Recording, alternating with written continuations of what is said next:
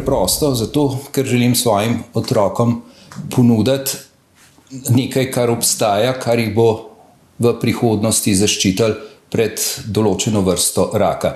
Namreč vsakodnevno se srečujem z bolniki, ki so zboleli zaradi enega od rakov, ki jih povzroča HPV.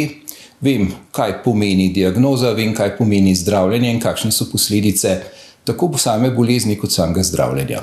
Zato ne vidim razloga, da v primeru, ko obstaja možnost zaščite pred temi boleznimi, se tega ne bi poslužil. To sem naredil po tehtnem premisleku in bi naredil še enkrat, če bi bilo to potrebno.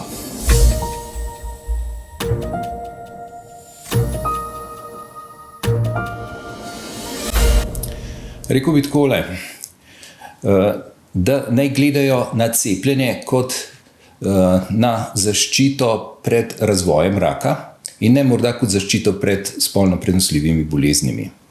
Namreč cepljenje proti HPV preprečuje raka oziroma ščiti pred razvojem večjih vrst rakov, ki jih povzroča HPV. Pomembno je, da so cepljene deklice, ampak tudi dečki.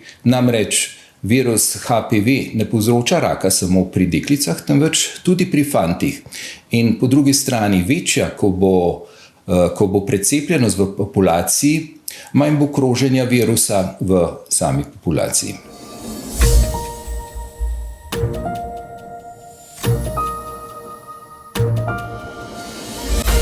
Ja, poglejte, seveda vsak starš ima pravico, da se odloča v imenu svojega mladoletnega otroka, kot misli, da je najbolj pametno.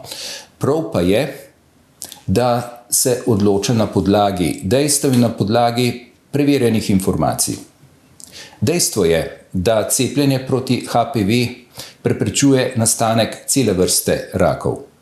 Če otrok ne bo cepljen, bo izpostavljen večjemu tveganju, da bo v odrasli dobi razvil enega izmed teh rakov.